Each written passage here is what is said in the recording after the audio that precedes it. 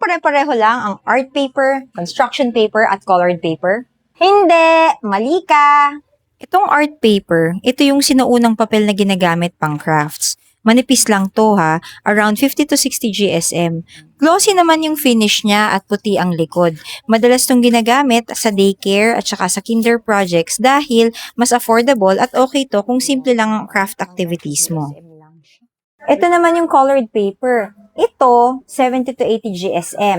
May matte ang finish at may color sa magkabilang side. Mas marami rin itong available na colors, kaya mas marami kang pwedeng gawin na creative projects. Ito ang ginagamit namin sa origami at sa paper quilling.